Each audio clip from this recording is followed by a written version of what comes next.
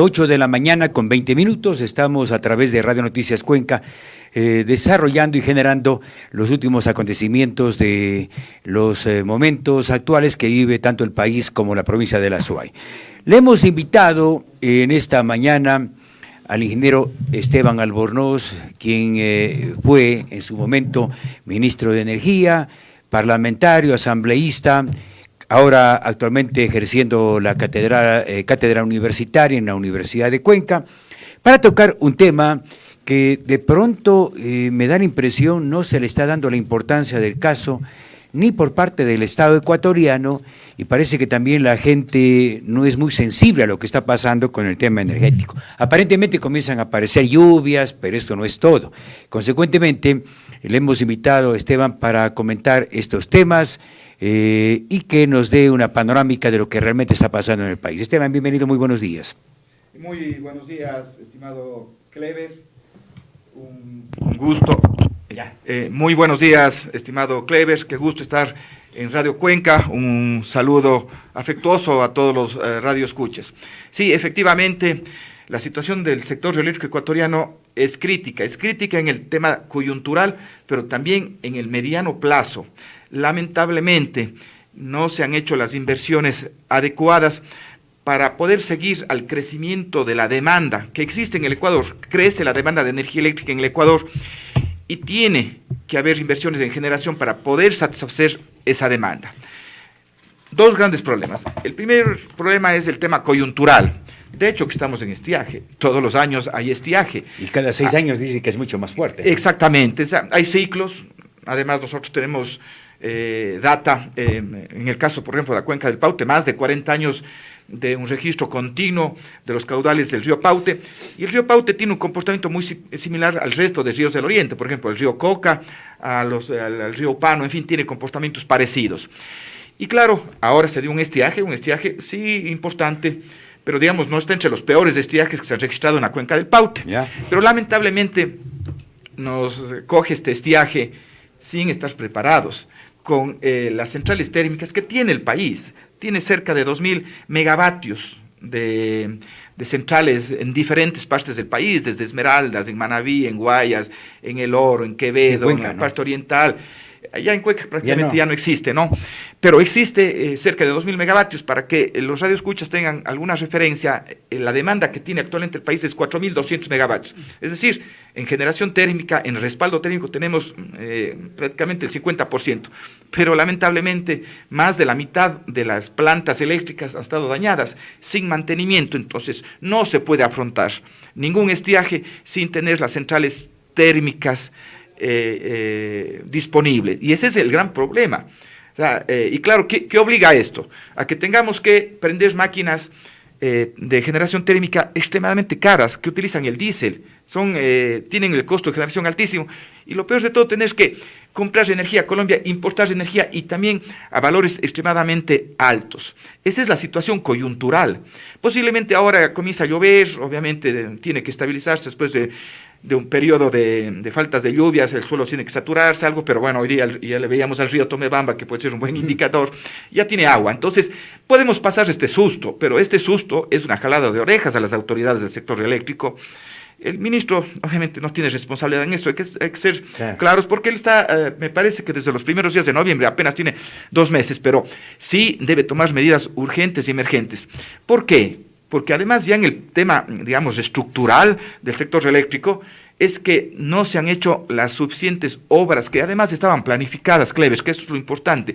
Hay un plan maestro de electricidad que se le conoce, y el que está vigente, según lo que consta en la página del Ministerio de Energía, es el 2018-2027. Hay un plan que contempla acciones para 10 años, y revisando el plan, prácticamente no se ha hecho absolutamente nada en generación, y eso nos va a pasar una factura extremadamente alta, muy alta. El señor ministro, en una entrevista la semana pasada, ya dijo que esta situación coyuntural, pues no haber tenido, ¿no es cierto?, preparadas las centrales térmicas, y yo creo que también hay algunos errores en el tema de cómo administrar los caudales, pues ya le está costando 300, 400 millones de dólares al país. Es el costo de una hidroeléctrica, o de 2 hidroeléctricas pequeñas. Esa es la realidad. Y claro, esto se va a agravar porque la demanda va a seguir creciendo, Y en el 2023, bueno, puede ser que el estiaje no sea muy fuerte y pasaremos. Pero ya el 2023, si es que tenemos un estiaje medianamente, digamos, con poca agua, ya podríamos tener racionamientos de energía eléctrica, porque las centrales no se construyen de la noche a la mañana. Hay un retraso importantísimo y podemos hacer un repaso, no sé si Mire, yo tengo ahí claro una, que sí. A ver, tabla, sí. yo quería preguntarle algo. Por favor. De pronto la gente se imaginó en el país de que las varias hidroeléctricas que fueron construidas en su momento, que creo que son más de 20 en el Ecuador, ¿no? Creo que son más de 20, debe saber más Esteban. Pero las más importantes, aquí me permití sacar una especie de listado, la más grande, Coca-Cola, Sinclair, Paute, Sopladora, bueno, Minas San Francisco, 4 están en la provincia de la SOA, y entiendo, en la zona de Sevilla de Oro. Efectivamente. Pero creer de que la gran cantidad de hidroeléctricas estaba garantizando un suministro permanente no ha sido así nomás, pues, ¿no? No es solamente cuestión de tener hidroeléctricas o construirlas. No, pues el tema energético es muy complejo, porque las hidroeléctricas se nutren de ríos, y todos los ríos aquí y en el mundo tienen una hidrología. Entonces hay épocas de estiaje en los ríos que bajan sus caudales, como está pasando. Conocemos de memoria que a partir de los meses de octubre, noviembre, diciembre, enero, febrero y marzo, los caudales en los ríos que desembocan o van al Amazonas tienen valores menores, es decir, entramos en estiaje. Pero el Ecuador también tiene otra cuenca, que es los ríos que desembocan en el Pacífico, y tiene un compartimento relativamente complementario, es decir, en estos meses pues sí hay buenas lluvias, y es por eso que en su momento, cuando se planificó, se construyeron algunas centrales también en la cuenca del Pacífico, para complementar. Pero entendamos que el gran potencial que tiene el Ecuador, que es bastante alto. Es una capacidad instalada importante. Importante, pero primero el potencial que tiene el país, tiene un potencial altísimo, que apenas hemos aprovechado el 25% del potencial efectivamente útil, digamos. 22.000 megavatios de energía podemos aprovechar con hidroeléctricas. Tenemos un poco más de 4.000, me decía. 4.000, es decir, hemos aprovechado el 25%. Cantidad de dificultades jurídicas y todo, pero ya hay que concluir el proyecto, o sea, no podemos quejarnos de que hay problemas jurídicos, de que no cumplen los contratistas, se declararon contratistas incumplidos varias veces, pero ya tiene que entrar a funcionar. Entonces ahí hay 254 megavatios, pero tampoco se concluye. Digamos, en el año 2018 se tenía que hacer una inversión de cerca de 270 millones de dólares y no se hizo. En el 2019 había que hacer una inversión de 328 millones, no se hizo. Por ejemplo, en el 2021 había que hacer una inversión de 894 millones de dólares, no se hizo. Y en el 2022 había que hacer una inversión de 1.100 millones. Es decir, entre el 2018 y el 2022 se había que invertir 3.000 millones de dólares. ¿Cuántos invertidos? ¿Sabe cuántos invertidos? Prácticamente nada. Sí, pero claro. ¿Ya había Esteban el dinero? Digamos, bueno, es porque que... entiendo que el sistema eléctrico sí genera... Sí genera, pero mire, tenemos que recurrir, ¿no es cierto?, a recursos frescos, movilizados del sector privado, de inversionistas extranjeros, pero se lanzar procesos, y obviamente, como pasa en el resto del mundo, a través de subasta, se subasta, es decir, tantas centrales de generación son necesarias que se ejecuten. El sector privado hace sus propuestas y luego se paga con el costo de la energía. O sea, el sector privado que construye, el promotor construye las centrales hidroeléctricas. Es una idea que se paga por sí misma. Sí, lo importante es haber lanzado los procesos, pero no se han lanzado, recién se lanzan el año pasado los 500 megavatios que en este momento están en proceso, pero esos tenían que haber entrado a operar ya en el 2022. ¿A quién le echamos la culpa? Digamos, aquí yo creo que son las autoridades del gobierno anterior. Del gobierno anterior, que no se hizo absolutamente nada. Digamos, el actual también que tenía que retomar. Vuelvo a insistir, lamentablemente se cambian ministros. ¿Eso cuánto afecta? Afecta muchísimo la inestabilidad en las autoridades, tanto de las empresas públicas como del que hace política y hace la rectoría del sector, que es el ministerio, pues complica mucho. Tenemos un nuevo ministro, ¿no es cierto?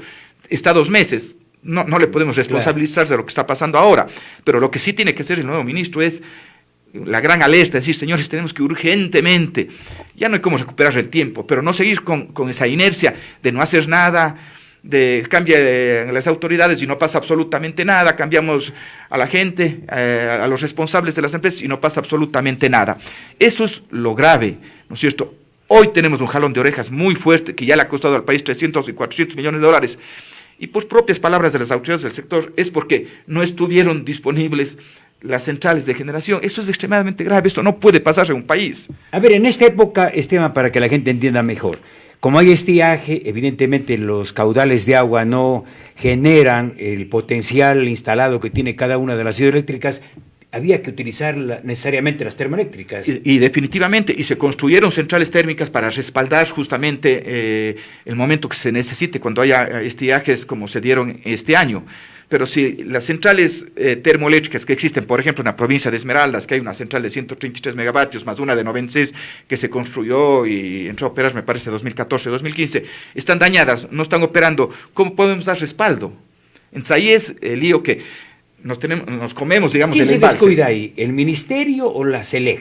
Yo creo que, yo creo que ambos, definitivamente, porque CELEG es el responsable de tener al día las centrales, de dar mantenimiento adecuado, de viabilizar los recursos, pero el ministerio tiene que hacer el control y la supervisión. Pero vuelvo a repetir, no es un tema de que yo, digamos, en noviembre veo y digo, señores, hay que dar mantenimiento por parte del ministerio. No se puede, porque son procesos más largos. En el sector público, pues hay que llamar a concurso, hay que comprar repuestos, hay que ver cómo se ejecutan, hay que importar los repuestos. Entonces, son procesos que, digamos, son un año al menos, ¿no es cierto?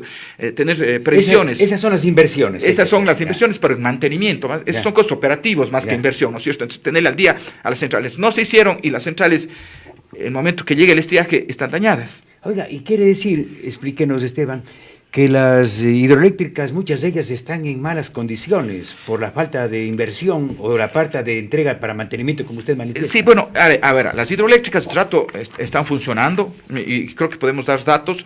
Lo grave es las centrales térmicas en este momento, que esas no están operativas. Pero, por ejemplo, a ver, ¿qué cuadro le cojamos el mes de diciembre, que es el mes complejo que comenzaron a darse las grandes, comenzó a darse las alertas. No sé si podemos poner la tablita esa que dice diciembre de 2022, tal vez si le podemos observar. Sí, diciembre, hay un 68% en el centro, el grande. Ya. Creo que le tenemos, ¿no es cierto? A ver, póngale nomás, ya. Sí. Ya está, ya es el cuadrito ahí, ya. Exactamente. Mire, por favor. Este es un cuadro muy didáctico y obviamente los que nos están viendo a través de las redes van a poder observar. Esto es cómo se generó la energía eléctrica en el Ecuador, ¿sí? Cómo se generó. Entonces, si nos concentramos un poquito en el centro, ese cuadrito que dice 68%, quiere decir que el 68% de la energía que se generó en el mes de diciembre venía de las hidroeléctricas. Ya. Y el 32% fue generación térmica. Esa es la realidad. Normalmente, cuando hay agua, el 90% es hidroeléctrica y el 10% térmica. Pero en el mes de diciembre bajan los caudales. Pero a pesar de todo, de los bajos caudales, el 68% fue hidroeléctrica. Entonces quiere decir que las hidroeléctricas estaban funcionando. Claro. Y creo que es importante mostrar qué hidroeléctricas pudieron satisfacer o sostener esa generación del 68%. Y al lado está el detalle. Entonces, en esa barrita que está al lado, me dice que la central que más aportó para ese 78% fue Coca-Cola Sinclair con el 26%. O sea, en diciembre, el 26% de la generación hídrica fue de Coca-Cola Sinclair. Creo que es un dato importante.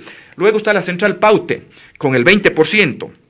Luego está la central, me parece, Sopladora, con el 8%. Eso es lo importante, miren. Es las tres más grandes. Las tres más grandes. ¿Qué hubiera pasado el mes de diciembre sin Coca-Cola, sin Sopladora y sin las centrales térmicas operativas? Hubiéramos estado con estiajes del 30, 40%, perdón, con racionamientos de energía del 30 al 40%. Imagínense lo que hubiera pasado al país. Es gravísimo, ¿no es cierto? Y si quiere, ahí el otro gráfico, creo que estaba antes, es de cómo se generó energía eléctrica en el país durante el año 2022. Es el mismo gráfico, pero el otro era mensual, y este es, digamos, es un gráfico. Ahí está, es anual. En el Ecuador, en el año 2022, el 85% fue generación hidroeléctrica y obviamente el 15% fue generación térmica. Creo que es adecuado, que mejor hubiera sido que sea el 90% como fue en el año 2021, pero vuelvo a repetir, o sea, el 85% fue generación hidroeléctrica. Este es el gran respaldo y, digamos, la gran oportunidad que tiene el país. Y vuelvo a repetir, ¿quién sostuvo ese 85% de la generación hidroeléctrica? La más importante, Coca-Cola Sinclair, el 28%. Luego está Paute con el 21%, y luego, bueno, ya están las centrales Sopladora, Mina San Francisco, en fin. Entonces, digamos que la hidroelectricidad está dando respuesta, pero obviamente ahora bajan los caudales, y si es que no hicimos una provisión adecuada, las cosas se complican, ¿no es cierto? Y creo que vale la pena ya para concluir cómo estamos atrasados en el plan. No sé si le podemos poner este grafiquito acá, que es el plan de expansión. Este es un plan aprobado, ¿no es cierto?, oficialmente aprobado por las autoridades del sector eléctrico, es el plan de expansión de generación 2018-2022. Ahí le podemos observar las diferentes barras de colores, es cuánta generación tiene que haber cada año para satisfacer con seguridad la energía eléctrica en el Ecuador. Entonces, si yo cojo en el 2019 o el 2020, por ejemplo, para no irnos muy lejos, dice que yo necesitaba, digamos, alrededor de los 7.000 y algo megavatios, pero para que eso se dé, tenía que haberse construido, y los títulos que están arriba son las centrales que tenían que entrar a operar. Entonces, en el 2020 tenía que entrar a operar, bueno, una central pequeña que es San José de Minas, pero por ejemplo tenía que entrar una central térmica de 77 megavatios y no ha ingresado, y no hay visos de que pueda ingresar ni el 23 ni el 24, porque no se ha iniciado ningún proceso. Tenía que entrar la central Minas de Huascachaca con 50 megavatios, y sabemos que recién en el 2022 están en pruebas y no entra. Pero si vamos, por ejemplo, al 2021, mire, tenía que entrar una nueva unidad de 110 megavatios térmica en Machala. Tampoco hay absolutamente nada de eso. Tenía que entrar Sarapuyo y Ayuriquín, Toachi Pilatón, con 254 megavatios, es bastante, y no ingresó. Tenía que entrar, bueno, otros proyectos como Magdalena, Maravilla, y no ha ingresado. Entonces, esto le va a pasar una factura gravísima, porque si estos proyectos no se inician ni la construcción en algunos casos, ¿cómo pueden satisfacer la demanda que va a ser creciente en los siguientes años? Por ejemplo, en el año 2022 tenía que entrar el proyecto del Salto, tenía que entrar 500 megavatios de energías renovables no convencionales, pero da la casualidad que recién en el año 2022 se lanza este proceso de 500 megavatios, cuando ya tenían que estar operativos en el 2022. Y claro, estos proyectos, si todavía ni se adjudican, 3, 4 años de construcción, estos proyectos estarían no en el 2022, en el 2026, ya ha estado 4 años. Y viene algo más grave, estimado Clever, estimados ciudadanos. Según este plan, y podemos observar en el año 2026, es la última columna de color medio amarilla, tiene que entrar la central Paute Cardenillo, que es una central de 600 megavatios, que está justamente en la cuenca del río Paute. Es el último eslabón, digamos, de este gran complejo hidroeléctrico, que es Mazar, Molino, Sopladora y Cardenillo, 600 megavatios. Este proyecto tiene una construcción de 5 o 6 años. Y sería la cuota más importante. Es la cuota más importante para poder satisfacer la demanda del país. Y no se lanza ni el proceso. Un año de proceso más 5 años de construcción. Estamos hablando en el 2030 recién este proyecto. Si es que se lanza ahora. No sé si se vaya a lanzar. Entonces, esta es la llamada de atención a las autoridades del sector eléctrico, de que tomen medidas, que lancen los procesos, no se pierda tiempo, no nos quedemos en los procesos administrativos, porque es extremadamente grave lo que va a pasar. Y esta situación, si ahora ya nos costó 300 o 400 millones según datos que dio el señor ministro de Energía, ¿cuánto nos va a costar al país que estas obras no se hayan ejecutado? Es extremadamente grave, vamos a tener que recurrir nuevamente a generación térmica, todo lo que hace, lo contrario a lo que hace el mundo, de descarbonizar la generación, de eliminar, ¿no es cierto?, fuentes que generan gases de efecto invernadero. Nosotros vamos a retroceder, vamos a tener que tener generación costosa, contaminante, con combustibles fósiles.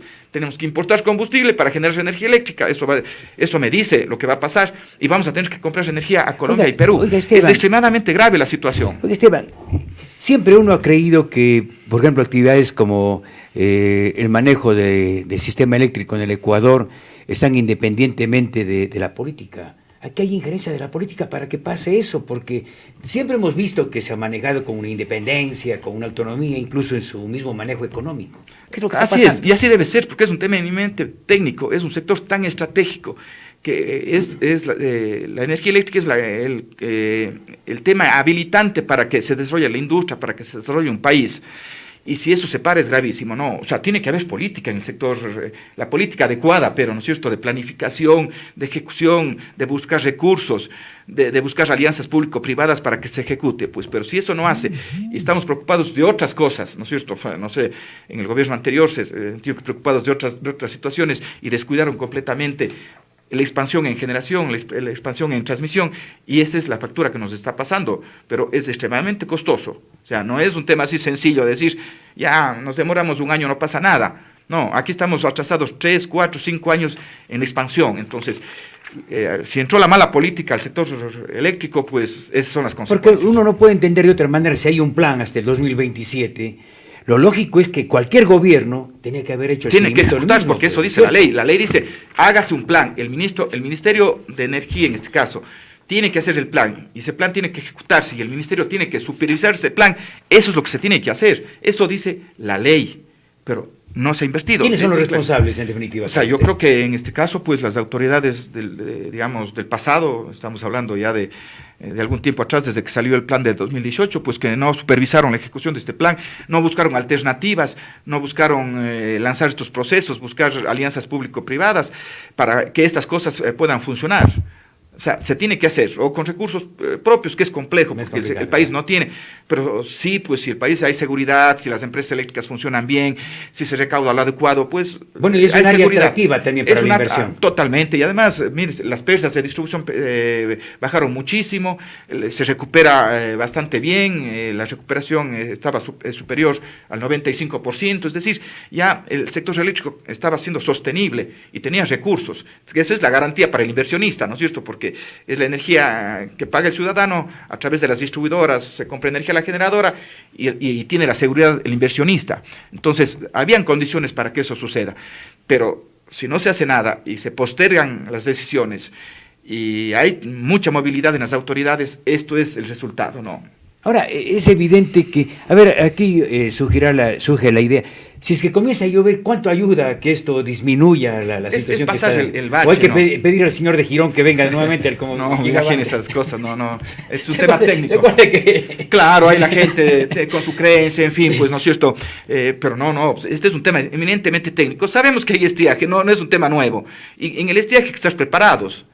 ¿No es cierto? Ese es el tema coyuntural, al menos las centrales térmicas deberían estar disponibles. Y por otro lado, como hay una planificación, se tiene que cumplir la planificación y la ejecución de estos proyectos. Eso es la realidad y es un tema técnico. Aquí no dependemos de otra condición porque sabemos la naturaleza, si bien puede ser impredecible, pero ya nos da señales en el pasado, pues, y no podemos cometer los errores que se dieron en el pasado, porque hay estadísticas, hay planificación, hay formas justamente de compensar, ¿no es cierto?, estas cosas que pasan en la naturaleza. A ver, tenía que haberse cumplido con el plan de expansión que definitivamente mostró y haber habilitado y mantenido las térmicas. Las térmicas, así es, y haber hecho un uso adecuado. A mí me sorprende un poquito, ¿no es cierto?, en uno de los cuadros que yo les mostré en el mes de diciembre, se ha exportado energía a Colombia, ojo, en el mes de diciembre. Ah, no, claro, sí, se anunciaba la exportación. Sí. No, pero qué bueno que se exporte, pero cuando hay excedentes. Pero se venía haciendo ya. Claro, en julio, en agosto, donde hay mucha agua, perfecto, y eso trae divisas al país, es una maravilla exportar energía hidráulica, en vez de botar el agua. Y el Ecuador sí está en capacidad. Tiene capacidad, definitivamente. Entonces, en vez de botar el agua por el vertedero, pues le vendo energía a Colombia, qué bueno. Pero a mí me parece raro, yo sé que es poquito, pero en el mes de diciembre, que es un mes de estiaje, que hubo problemas y ha habido una exportación de 119, entiendo que debe ser gigavatios, pero es muy poquito, no importa que sea poco, pero qué raro que se haya exportado energía. Cuando acá hay necesidad. Entonces me parece que sí tiene que revisarse también qué pasó, cómo administraron los recursos hídricos, los embalses deben estar llenos, cuando inicia el estiaje, eso se hace, yo lleno los embalses, el embalse de Mazar tiene que estar lleno, el embalse de Amalusa lleno, el embalse de Baba debe estar lleno. Y yo no sé si fue correcto de que esa agua que estaba embalsada sirva para exportar energía a Colombia. Yo entiendo que es poquito, pero me da una señal, y tengo las señales, a veces alguna experiencia tengo en esta situación, de que algo no se hizo bien, ¿no?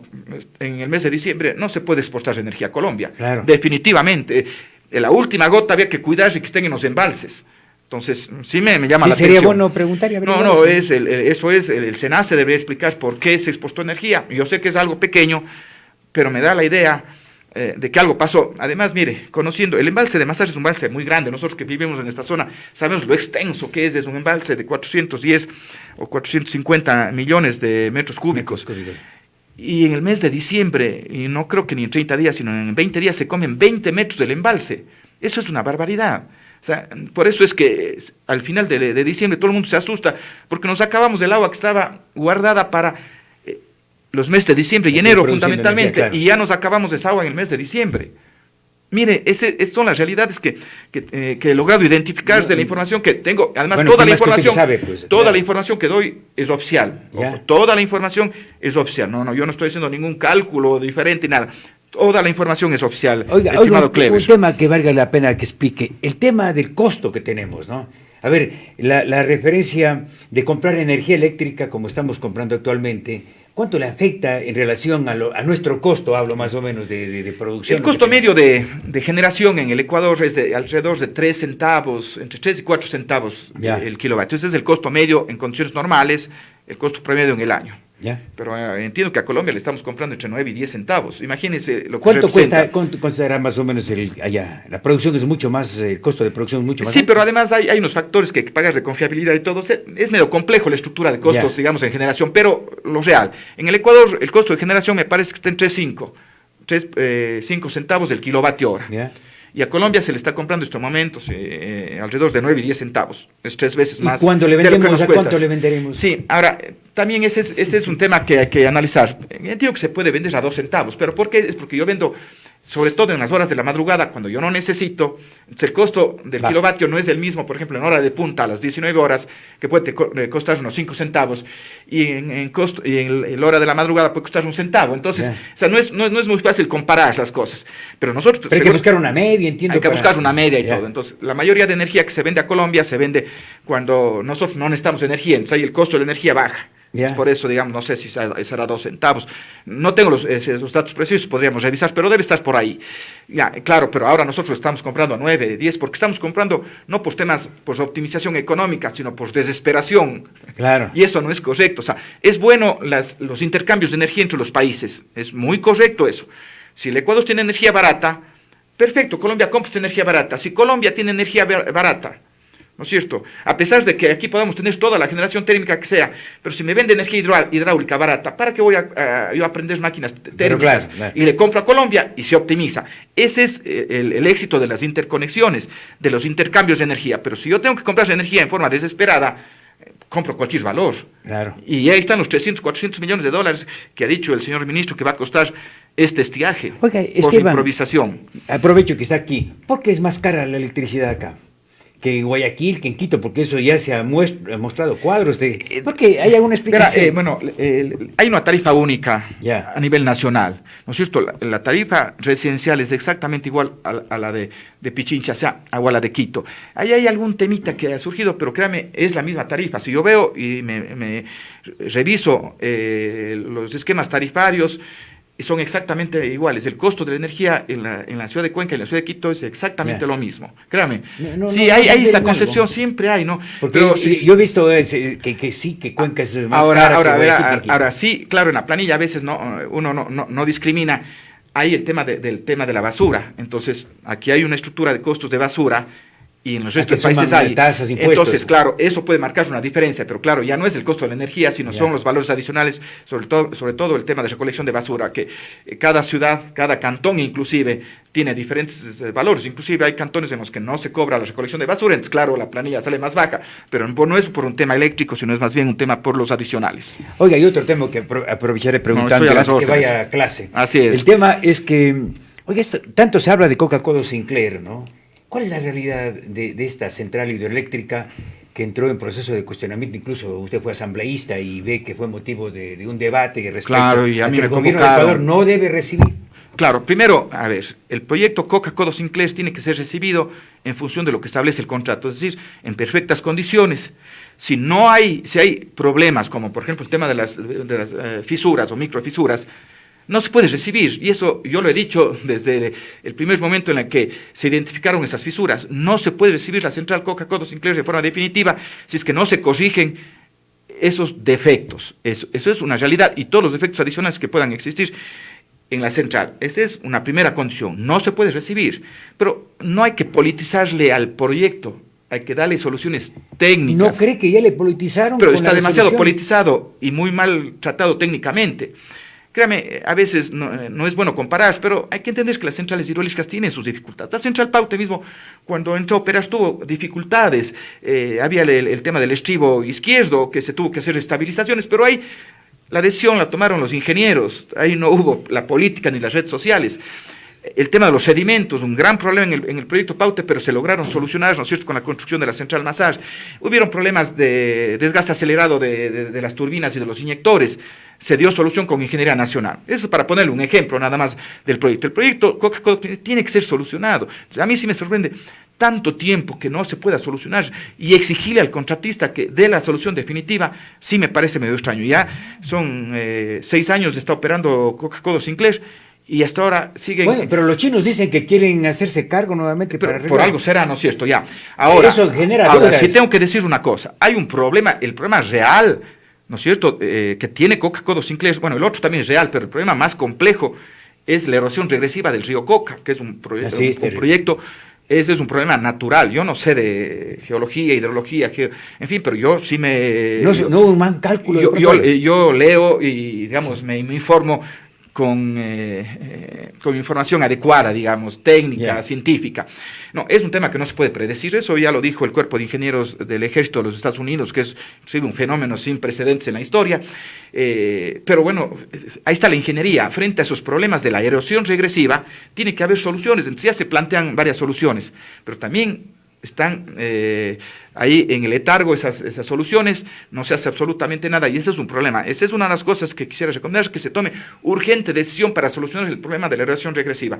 Mire, este rato dio un respiro esa erosión regresiva, justamente en la confluencia del río Coca, yo no soy un experto en esto, pero he leído adecuadamente y me he informado adecuadamente, y el río Malo, hay un gran incursivo, hay un macizo rocoso que ha frenado la erosión. Entonces, prácticamente un año no ha seguido subiendo la erosión. Pero esto es un respiro que nos da como país. Está ahí el problema. Pero está ahí el problema. Entonces, la naturaleza es generosa con el Ecuador y le dice, les damos un año para que ustedes encuentren una solución y todavía no lo hacen. Ese es el problema real de Coca-Cola Sinclair. Pero como pudimos ver, Coca-Cola Sinclair sostiene el consumo energético del Ecuador. Hemos visto que cerca del 30% de la energía del país viene de Coca-Cola Sinclair. Pero dicen que hay demasiada fuga de agua. No. Problemas. ¿No es cierto eso? Hay problemas que hay que ir solucionando, entiendo. O sea, yo ya estoy 6, 7 años que ya no me han informado con presión. Yo solo he leído en función de los informes técnicos que he podido tener acceso. La central está operando. Tiene sus problemas. El tema de las fisuras es un problema. Me dicen que no es un tema estructural, pero que tiene que solucionarse. El tema de la erosión regresiva tiene que solucionarse. ¿No es cierto? No podemos dejar de perder la central que nos garantiza el 30% de la energía del país. Entonces hay responsabilidad para que esta central funcione. Los temas legales de que se tiene que demandar a la fiscalización y todo, yo creo que se le tiene que hacer, pero ya son paralelos, pero no podemos postergar los temas jurídicos a la solución técnica del proyecto y que el proyecto opere para beneficio del país. Ese es lo que yo le puedo comentar sobre Coca-Cola Sinclair. La última. Aquí se está discutiendo mucho, yo sé que es un proyecto pequeño, Soldados ya nunca hay. ¿Usted cree que tiene que hacerse eso porque se está cuestionando que los informes técnicos, que se está haciendo un daño a la naturaleza? ¿Qué piensa usted? A ver, el proyecto Soldados es un proyecto pequeño desde el punto de vista energético, es 21 megavatios, es un proyecto, yo le veo desde mi punto de vista un poco que tiene que ver más con el agua, ¿no? Entonces yo creo que sí debe haber, digamos, una muy buena discusión de los beneficios del proyecto, porque energéticamente, digamos, es pequeño, es 21 megavatios, entendamos. O sea, ¿cubre Cuenca? No, la demanda es mucho mayor de Cuenca. Es un proyecto pequeño, pero bueno, siempre es bueno tener generación. O sea, en Europa, la última gota que puede ser convertida en energía eléctrica ya se ha convertido. Nosotros tenemos un gran potencial hídrico, ¿no es cierto? Entonces es un proyecto pequeño. Yo creo que sí debe haber un gran debate de los grandes beneficios, sobre todo por el tema, entiendo, un poquito de control de los caudales, de los ríos, y el tema del agua, pues, que ese es el beneficio fundamental del proyecto Soldados ya nunca. Yo creo que sí hay que conversar con las comunidades y buscar, ¿no es cierto? De pronto no hay muy mala información, de pronto. También los procesos de socialización son complejos, ¿no? Claro. O sea, yo sí tuve experiencia, por ejemplo, en la construcción del proyecto Masar. Seguramente usted nunca escuchó un lío de cómo se indemnizó, a pesar de que ahí se inundaron. Bueno, se había bronca también, se había pelea también. Peleas al inicio, pero al final, después uno fue a conversar y comienza a entender la problemática de la gente, ¿no? Yo si ese terreno en la ribera del río Paute costaba, no sé, estaba en el municipio costando $1,000, y esa persona vive de esos $1,000, de ese terrenito de $1,000, habría que hacer un real avalúo y pagar lo justo y lo digno a la gente. Entonces ese proceso se hizo y se logró, ¿no es cierto?, que el proyecto al final de Masar funcione adecuadamente. Hay que analizar, hay que sociabilizar, hablar con la gente, entender la problemática de la gente, porque la gente, o sea, no es que tiene un terreno de $1,000, la gente vive de eso. Claro.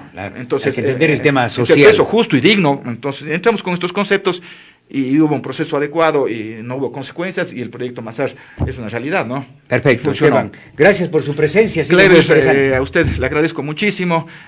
Hay cosas por hacer. Tal vez termino, digamos, llamando la atención a las autoridades energéticas. Se tiene que hacer un seguimiento constante del mantenimiento que se debe dar a las centrales hidráulicas y térmicas, que se tiene que asignar los recursos adecuados, que se tiene que tener alertas tempranas, para saber cuándo actuar, porque no se puede actuar cuando ya está el estiaje. Ya es tarde, ¿no es cierto? Ni cuando ya nos falta energía porque no se invirtió adecuadamente. Se tiene que trabajar en expansión del sistema de transmisión, de las líneas eléctricas de alta tensión que nos logran transportar la energía desde donde está la central a los centros de consumo. Se tiene que tomar decisiones en el proyecto Coca-Cola Sinclair urgentes, sobre todo en el tema de la erosión regresiva, implementarlo. Eso es urgente, no es un tema de que puedo postergar. Claro. Tan urgente como solucionar los problemas de esta situación coyuntural, el tema de la erosión regresiva tiene que solucionarse en forma urgente. Ese es el llamado de atención, ¿no es cierto? Alertas tempranas, por favor, y hacer un seguimiento constante de cómo está el plan, cómo están los mantenimientos de las centrales constantemente, reuniones diarias para evaluar ese tema, y ahí debe estar liderado por la máxima autoridad, por el ministerio, por el ministro o el viceministro o viceministra, que es en este momento, pues supervisando que estas cosas se den, para que no suceda lo que pasó este diciembre. Ya di algunas alertas que me parecen extrañas. Perfecto, gracias al ingeniero Esteban Albornoz, nos ha acompañado en esta mañana para tocar esta crisis energética en el país. Vamos